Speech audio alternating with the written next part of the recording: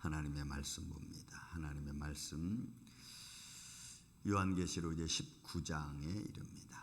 19장 1절부터 오늘은 긴 말씀 10절까지 있는 말씀을 보겠습니다. 1절부터 10절입니다. 이 일 후에 내가 들으니 하늘에 허다한 무리의 큰 음성 같은 것이 있어 이르되 할렐루야, 구원과 영광과 능력이 우리 하나님께 있도다.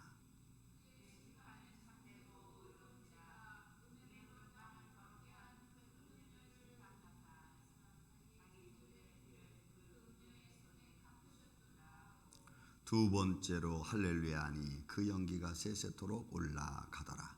또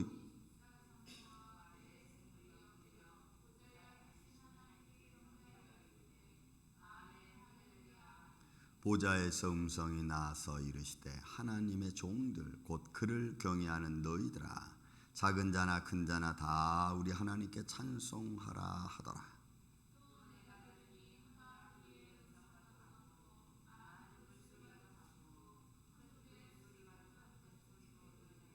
할렐루야.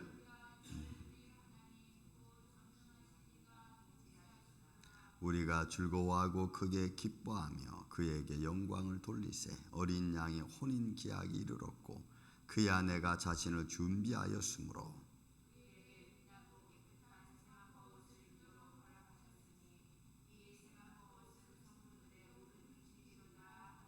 천사가 내게 말하기를 기록하라. 어린 양의 혼인잔치에 청함을 받은 자들은 복이 있도다 하고 또 내게 말하되 이것은 하나님의 참되신 말씀이라 하기로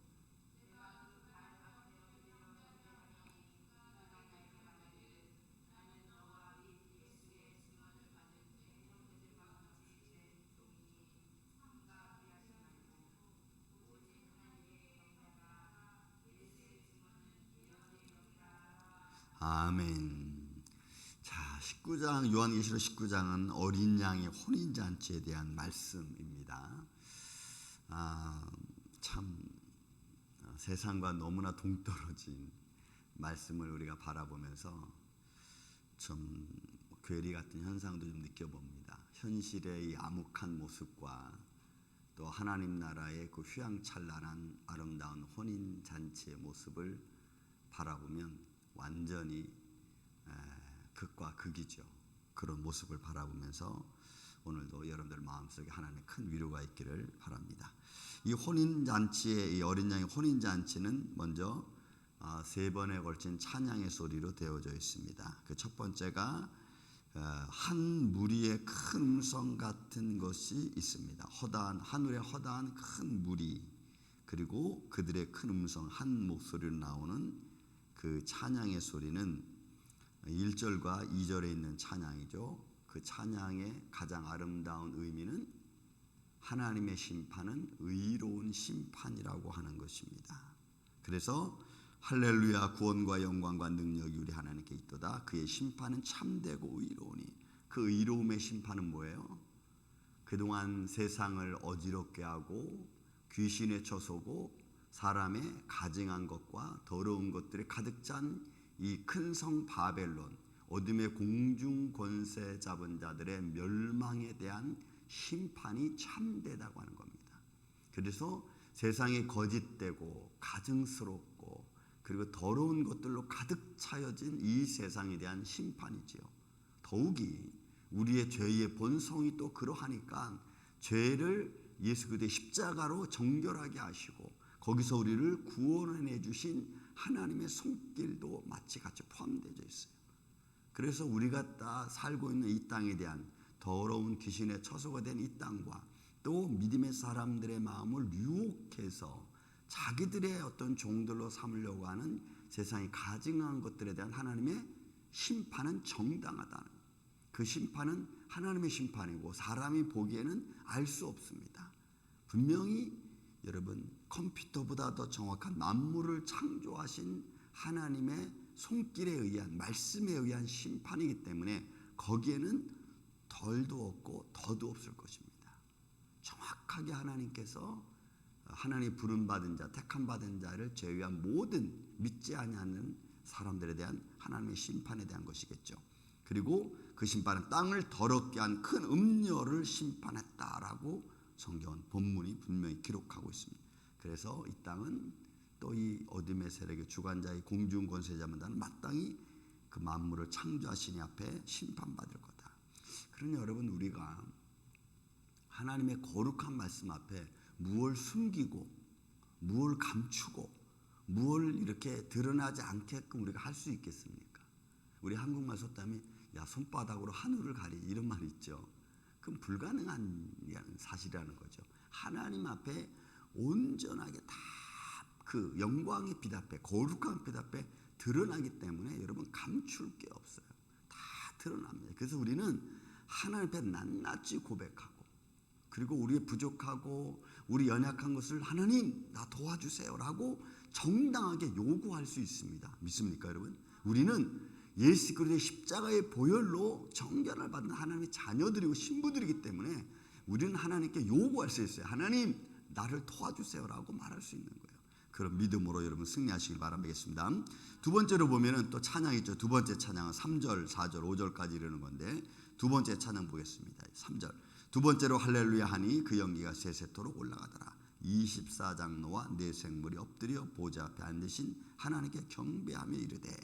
그러니까 이 두 번째 찬양은 24장로와 네 생물이 보좌 앞에 드려지는 찬양의 소리로 되어져 있습니다. 그 찬양의 소리는 모든 이가 하늘에 있는 모든 이 또 구원받은 모든 이가 영원하신 하나님을 찬양하라고 하는 어떻게 보면 선포와 같은 찬양입니다. 그런 말씀입니다. 그래서 보좌에서 음성이 나서 이르되 하나님의 종들 곧 그를 경외하는 너희들아 작은 자나 큰 자나 다 우리 하나님께 찬송하라. 그러니까 24장로와 네 생물은 선포하는 겁니다. 영원하신 하나님, 거룩하신 하나님, 능력과 지혜와 권능이 충만하신 하나님을 너희는 다 찬양하라. 모든 자가 다 찬양하라. 큰 자나 작은 자나 있는 자나 없는 자나 하나님께 부름받은 모든 백성들은 그 하나님을 거룩하다 거룩하다 거룩하다 찬양하는. 그래서 여러분 우리는 하나님 나라에서 찬양의 모습을 하나님을 이 찬양은 뭐와 같냐면 경배와 같습니다. 여기서 찬양하면서 맨날 노래 부르고 뭐 이런 의미의 찬양도 되겠지만 그러나 그보다 더 중요한 것은 그 거룩함을 인정하는 행위의 모습을 24장로와 이 네 생물이 선포하는 겁니다. 너희는 거룩하신 하나님을 경외하고 그 하나님을 인정하는 행위. 그래서 여러분 그 행위는 오늘날 우리가 이 땅에서 살아계신 하나님을 인정하고 믿음으로 나아가는 것과 여러분 똑같아요. 거의 다르지 않아요. 그러나 우리가 지금 살아계신 하나님을 찬양하고 예배하는 것은 앞으로 있을 본향에서 있을 것에 대한 상징적인 겁니다. 우리가 지금 하는 것은 실제적인 것 같지만 사실은 아직 끝나지 않은 이 세상을 바라보면서 하나님 나를 향한 상징적인 거라. 그러면서 여러분 우리가 오늘도 믿음 안에서 살아계신 하나님을 인정하고 여러분 그를 하나님을 하나님 되게 하는 그런 우리 행위, 언어, 모든 삶이 여러분들과 함께 있기를 저는 예수님의 이름으로 축원을 드립니다. 그 다음 세 번째 찬양이 또 나오죠. 6절 이하에 있는 말씀이니까 6절, 7절, 8절까지의 찬양입니다. 내가 또 들으니 허다한 무리의 음성과도 같고 많은 물소리와도 같고 큰 우레소리와도 같은 소리로 이르되. 여러분 이 많은 물소리 또 큰 우레소리와 같은 소리 이것은 하나님 나라에서 나는 보좌의 음성을 꼭 이렇게 표현하고 있어요. 보좌에서 나는 음성을 이거다라고 표현한 성경은 말하지 않고 이렇게 많은 물소리, 큰 우레소리와도 같고 뭐 천둥소리와도 같고 그러니까 보좌에서 나는 음성 소리를 이렇게 성경은 표현하고 있는 것을 우리가 볼 수가 있습니다. 여러분 모세가 시내산에 가서도 하나님의 음성이 사람들 귀에는 어떻게 들렸어요? 천둥 치는 소리와 같고 번개 치는 소리와 같고 이렇게 들었잖아요. 또 여러분 그 다메섹에서 바울이 하나님의 영광을 보고 음성을 들었지만 다른 사람들의 소리는 마치 우레소리와 같다라는 소리 들었잖아요. 그러니까 여기서 지금 나는 것은 어떻게 보면 하나님 보좌에서 나는 음성과도 같은 모습을 지금 쓰고 있는 것입니다. 자, 보좌에서 어떤 음성이 나느냐? 이런 본문 7절에 있는 말씀이니까 할렐루야 주 우리 하나님 곧 전능하신 이가 통치하시라. 이거 통치예요. 하나님 나라 내가 통치한다는 거예요. 이제는 하나님의 나라는 삼위일체 하나님, 전능하신 하나님, 그 하나님의 통치하는 세계라고 하는 것을 선포하고 있는 거예요. 그런 여러분, 우리 믿음의 사람들의 마음속에 누가 나를 통치하셔야 됩니까? 하나님의 말씀이, 성령의 능력에 의해서 우리가 통치돼야 되는 줄로 믿습니다. 우리의 삶이, 우리의 가정이, 믿음의 가정이, 이렇게 믿음의 사람들의 마음이, 삶이 예수 그리스도의 말씀으로 성령의 능력에 의해서 통치되어져야 되는 거예요. 그래서 그 통치는 영원한 통치고, 그 통치는 영원한 하나님 나라를 향하여 가는 좁은 길과 같은 겁니다. 그래서 이 세 번째 찬양은 하나님이 직접 통치하신다는 거예요. 그 통치의 경고에, 그 통치의 시작이 언제부터냐? 여러분, 혼인잔치. 그러니까 하나님, 이 혼인잔치는 이제 모든 심판이 끝나고, 의로운 하나님의 심판이 끝나고, 그리고 우리가 하나님 보좌 앞에 다 올라가서 하나님 우리를 다 맞이하고 난 후에 벌려지는 축제죠. 여러분, 축제. 하나님의 혼인잔치는 축제입니다. 예수님이 이 땅에 오셔서 우리에게 비유로 많이 말씀하였듯이 축제와 같은 거예요. 근데 그 축제는 반드시 우리가 해야 될 모습이 있습니다. 하나는 여러분 7절에 보면은 그의 아내가 자신을 준비하였던 건 깨끗하고 정결하게 준비된 모습이에요. 정말 아름다고 가장 좋은 것, 우리가 인생에서 가장 좋은 것이라면 뭘 할 수 있겠습니까? 5성급 호텔에서, 그죠? 그 수많은 관객들을 모시고 휴양찬을 꾸며놓은 자리에서 하는 것, 그거하고는 상관되지 않는 엄청난 그 황금 보화로 꾸며져 있는 아름다운 혼인잔치 예식. 그리고 거기에는 꼭 반드시 여러분, 우리는 뭘 입어야 되냐면 세마포 옷을 입어야 됩니다. 여러분, 예수님의 비유 중에 하나님 혼인잔치에 참석한 사람 중에서 이렇게 둘러보니까 흰옷을 입지 않은 사람이 있죠. 의복을 입지 않은 사람이 있었잖아요. 그래서 너는 왜 의복을 입지 않았느냐 그랬더니 유구무원이라 말하지 못해요. 그래서 종들에게 말해 얘를 끌어 바깥에 버려라 이러잖아요. 그러니까 여러분, 우리의 삶 속에서 하나님을 영화롭게 하고 하나님의 영광에 참여할 때는 하나님의 세마포, 이 세마포는 뭐냐?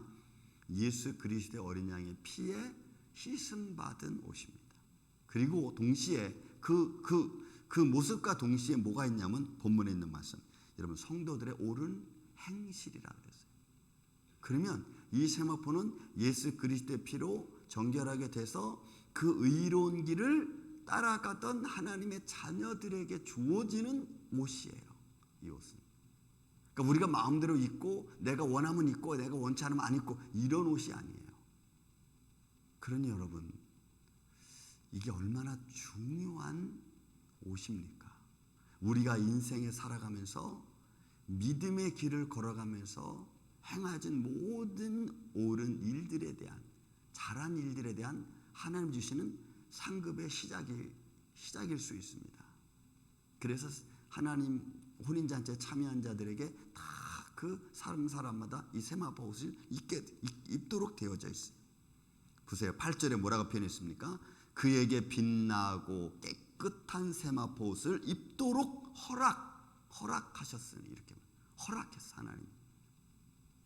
그리고 이 세마포 옷은 성도들의 옳은 행실이라. 여러분, 뭐라고요?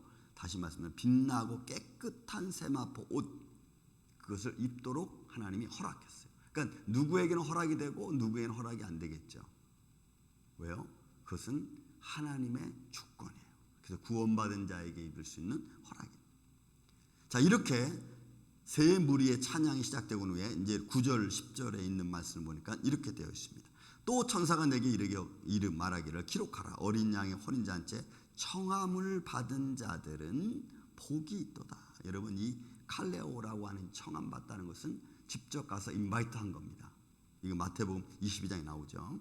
그리고 여러분, 이 청함 받은 자들 하나님께서 줘서 내가 너를 초청하겠다 한 거예요. 근데 거기에 22장에 보면 어떻게 해요? 청함 받은 사람한테 택함 받은 사람은 적다, 뭐 이런 말씀 나오잖아요.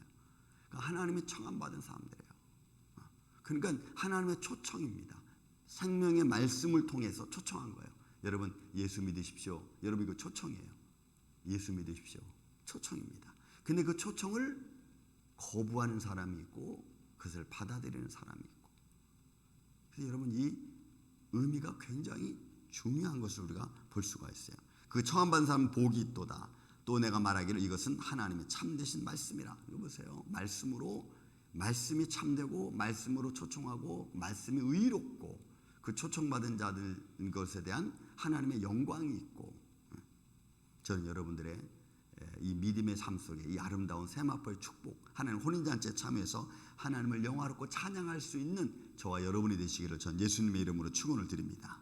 이런 모습이 우리의 아름다운 모습이죠. 거기에 또 상급까지 주어지잖아요. 혼인잔치에 참여해서 하나님의 상급이 주어지면 그 상급에 따라서 하나님을 찬양하는 위치가 또 달라지겠죠. 이런 교회에서 보면은 성가대가 찬양하는 사람이 있고 찬양대가 찬양하는 사람이 있고 온 무리가 모여서 찬양하는 모습이 있듯이 분명히 찬양하는 위치가 다를 거예요.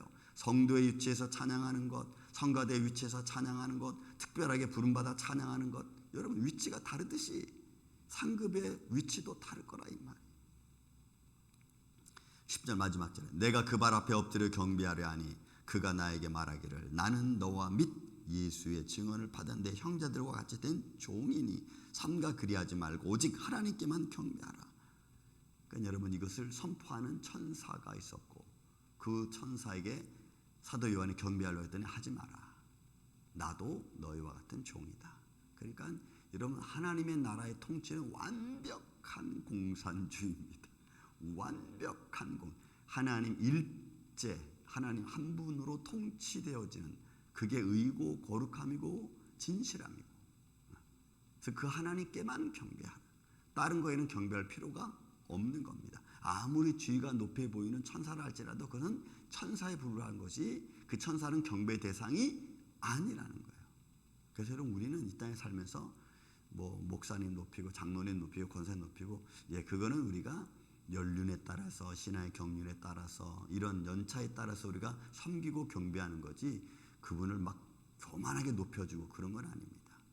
우리는 하나님께 경배하고 그리고 서로 섬기고 서로 위로하고 서로 우리가 마음을 같이 해서 기도하는 그런 하나님의 자녀들인 줄로 믿습니다. 그래서 영원하신 하나님과 찬양하면서 그 찬양의 능력이 그리고 그 찬양을 향한 우리의 믿음의 길이 쉬지 않고 다 하나님께 부름받은 또 하나님께 예배하기로 하나님께서 초청받은 모든 저와 여러분의 삶을 통해서 하나님을 영화롭게 하고 그런 믿음의 길을 오늘도 우리가 쉬지 않고 힘차게 용기 있게 달려가는 이 아침에 저와 여러분이 되시기를 예수님의 이름으로 축원을 드립니다. 사랑과